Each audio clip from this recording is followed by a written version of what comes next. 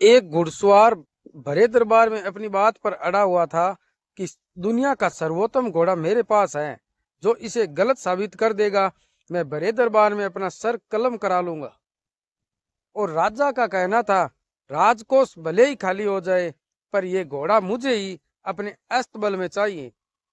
सेनापति ने धीरे आवाज में राजा से आपत्ति की, हुजूर, बेशक आप घोड़ा अपने अस्तबल में ले, पर एक निवेदन है। राज्य में एक अंधा व्यक्ति है, पारखी है, तजुर्बेदार है। उसका कहा कभी गलत नहीं होता। एक बार उससे पूछ लेने में क्या हर्ज है। राजा को बात जची। अंधा दरबार में बुलवाया गया। घोड़े की पीठ पर हाथ फेरने के बाद अंधे ने जो घोषणा की, तो सारे लोगों के होश उड़ गए। राजा का दिल बैठ गया। अंधे ने कहा, हुजूर, बुरा न मानिएगा, ये घोड़ा किसी बुढ़ी घोड़ी की औलाद है। घोड़े के संदर्भ में सारे दावे अब जमीन पर थे। राजा हतप्रभ थे और घुड़सवार बहुत चक्का। राजा गुस्से में अंधे पर चिल्लाया, क्या बकते हो? बात गलत निकल गई तो जुबान खींच लूंगा। अंधे ने सर्द आवाज में कहा, मैं झूठ नहीं बोलता और आपको सच सुनने की आदत नहीं है। मेरा सर कलम हो जाएगा, पर मरने के बाद भी कोई ये नहीं कहेगा कि अंधा झूठ बोलता था। राजा पलटा। सेनापति को हुक्म दिया, इस घुड़सवार को तब तक कोड़े मारो जब तक उसकी जुबान पर सच न आ जाए। 10-12 कोड़े में ही घुड़सवार ने जुबान खोल दी। हाँ हुजूर, ये घोड़ा एक बुढ़ी घोड़ी की औलाद है। राजा को काटो तो खून नहीं। घुड़सवार का क्या हुआ मुझे नहीं पता, पर राजा ने एक अप्रत्याशित आदेश सेनापति को दिया, इस अंधे को जेल के सलाखों के पीछे डाल दो और पहरा सख्त कर दो। वक्त बीतता रहा। 2-4 महीने बाद राजा के दरबार में एक हीरे का व्यापारी आया। दावा दुनिया के सर्वोत्तम हीरे का था। राजा का दिल एक बार फिर मचल गया।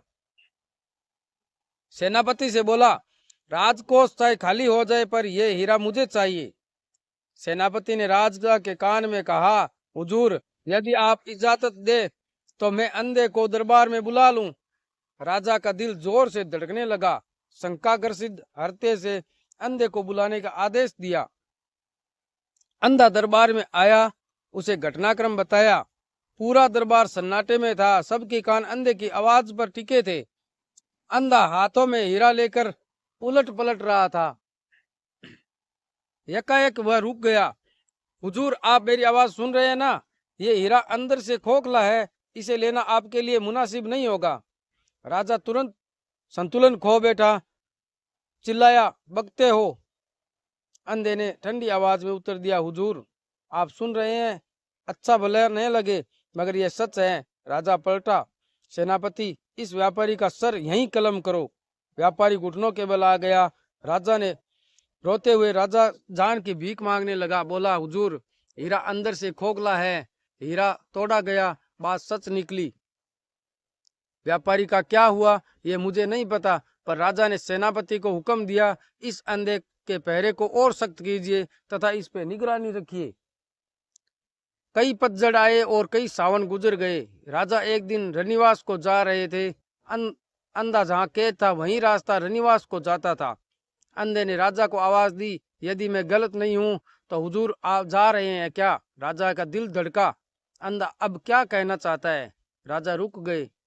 अंधे ने राजा से मुसाबित होकर कहा, हुजूर, बहुत दिनों से आपसे मिलने की इच्छा थी। एक बात कहनी थी। मैं चाहता हूँ इस बात को सुनते ही आप मेरा सर कलम अवश्य करा देंगे, लेकिन हुजूर, मैं अपनी फितरत से मजबूर हूँ। मैं झूठ नहीं बोल सकता और आप सच नहीं सुन सकते। राजा का दिल जोर से धड़क रहा था। उत्तेजना बर्दाश्त नहीं हो रही थी। तभी अंधे ने कहा, हुजूर, यदि मैं गलत नहीं हूँ तो राजनी बदचलन है। राजा का सर चक्कर खाने लगा। सर पकड़कर वहीं बैठ गया। अंधे की पिछली घोषणाएं उसे डरा रही थी। राजा ने अपने को संभाला। दरबार में आए सेनापति को बुलाया। मैं 2 दिनों के लिए राज्य से बाहर शिकार खेलने के लिए जा रहा हूँ। व्यवस्था संचालन आपके हाथों में रहेगी।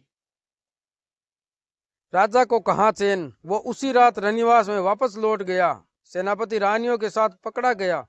रानियों का और सेनापति का क्या हुआ ये तो मुझे नहीं पता, पर राजा ने अंधे का पहरा और सख्त करा दिया। अब राजा का किसी काम में मन नहीं लगता था। रनिवास जाते वक्त वो हमेशा डरा हुआ रहता था, कहीं अंधा आवाज ना दे दे। समय बीतता रहा, राजा का भय धीरे धीरे जाता रहा। तभी एकाएक एक दिन अंधे ने राजा को आवाज दी, हुजूर 2 मिनट का समय मुझे देंगे क्या? राजा को काटो तो खून नहीं, कलेजा मुंह को आने लगा। अब ये क्या कहेगा? राजा करीब आए, लड़खड़ाती आवाज में बोले, बोलो क्या बोलना चाहते हो? अंधे ने गंभीर आवाज में कहा, लगता है हुजूर मेरा दिन पूरा हो गया है। आज जो मैं कहने जा रहा हूँ वो सुनने के बाद आपके द्वारा मेरा सर कलम ना कराया जाना आपके मर्दानगी को चुनौती होगी। लेकिन क्या करूं हुजूर, फितरत से मजबूर हूँ। झूठ मैं बोलता नहीं और सच आपको पसंद नहीं। मुझे लगता है हुजूर आपकी पैदाइश में ही खोट है। राजा आपा खो बेटा चिल्लाया, क्या बकते हो? अंधे ने सर्द और ठंडे आवाज में कहा, जो आपने सुना वो सच है, निर्णय आपको करना है। मेरा सर कलम पहले कराएंगे या पहले तहकीकात कराएंगे? राजा का सर चक्कर खा रहा था। आखिर अंधे को वो बातें कैसे मालूम है जो मुझे भी नहीं पता? अंतिम बात ने राजा के सारे कसबल निकाल दिए थे। राजा इसी अधेड़बीन में अपना समय काट रहा था कि अपनी पैदाइश का सच कैसे पता करे। तभी एक दिन राजमाता ने पुत्र से प्रयागराज स्नान करने की इच्छा व्यक्त की। राजा राजमाता को संगम स्नान के लिए प्रयागराज लाए। मां ने संगम में डुबकी लगाई और जब सर पानी से बाहर निकला तो सामने कमर इतने पानी में अपने पुत्र को हाथ जोड़े खड़ा पाया। राजा ने विनीत और कातर स्वर में मां से पूछा, मां ये वो स्थान है जहां कोई झूठ नहीं बोलता, सच सच बताओ मेरी पैदाइश की क्या कहानी है? राजमाता की आंखें डबडबाई और लरजते स्वर में कहा, पुत्र जिस राज को मैं आजीवन अपने सीने में छिपाए रही, आज तुमसे कहती हूँ तुम मेरी जिंदगी की एक भूल के परिणाम हो। सच उद्घाटित हो चुका था, अंधा एक बार फिर सही साबित हुआ था। राजा के दिमाग की चूल्हे हिल गई। अब वो सब कुछ जानना चाहता था, पर उसकी मजबूरी थी। सारे प्रश्नों का उत्तर अंधे के पास था। राजा प्रयागराज से वापस आया। उसने सेनापति को आदेश दिया, अंधे को दरबार में पेश किया जाए। अंधा दरबार में लाया गया। राजा ने अंधे से कहा, एक एहसान और करो मेरे ऊपर, वरना मेरा दिमाग जिज्ञासा से फट जाएगा।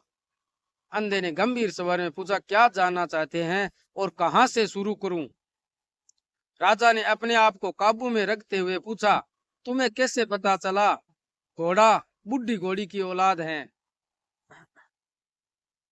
अंधे ने सर्द आवाज में कहा, इसका उत्तर बहुत आसान है हुजूर। मैंने घुड़सवार से पूछा था, कितनी दूर से आ रहे हो? उसने कहा था 10 कोस से। फिर मैंने उस घोड़े की पीठ पर हाथ फेर कर देखा, वह पसीने से लथपथ था।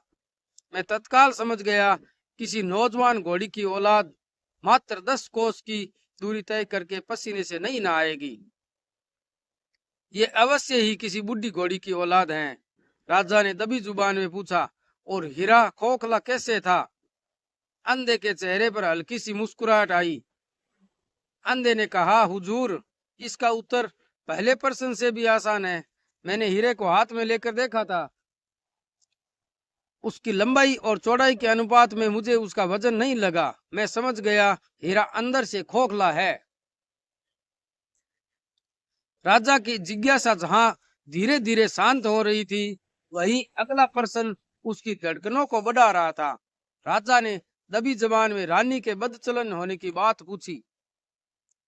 अंधे ने गंभीर आवाज में राजा से कहा, हुजूर इस प्रश्न का उत्तर और भी आसान है। मैं आपके कदमों की आहट को पहचानता हूँ। आपके रन्निवास में आकर चले जाने के बाद कोई व्यक्ति रन्निवास में आता था। मैं तत्काल समझ गया रानी बदचलन है। अब राजा के परीक्षा की घड़ी थी। सवाल उसकी पैदाइश की थी। आखिर अंधे को इसका पता कैसे चला? उसकी दिमाग की नसें फटी जा रही थी। आखिरकार हिम्मत करके राजा ने यह सवाल भी अंधे से पूछ ही लिया। अंधा गंभीर हुआ और फिर कहना शुरू किया, हुजूर, मैं आपको सच पे सच बतलाता गया। मुझे इनाम मोइकराम से नवाजने के बजाय आप मेरा सख्त पहरा सख्त करते चले गए, मेरी निगरानी बढ़ाते गए। मैं समझ गया ऐसा व्यवहार वही व्यक्ति कर सकता है जिसकी पैदाइश में खोट हो। इतना कहकर अंधा खामोश हो गया। सभा स्तब्ध थी। राजा हतप्रभ, अंधे का क्या हुआ यह तो मुझे नहीं पता, पर हुजूर, दावे से मैं एक बात कह सकता हूँ, अब ऐसे अंधे आज के दौर में आंखों वाले को भी खोजे नहीं मिलते। क्या आप मानते हैं कि इंसान का व्यवहार ही उसके खानदान की पहचान होती है? अपनी राय कमेंट में जरूर दें। चैनल को सब्सक्राइब करें, वीडियो को लाइक करें और शेयर करना न भूलें।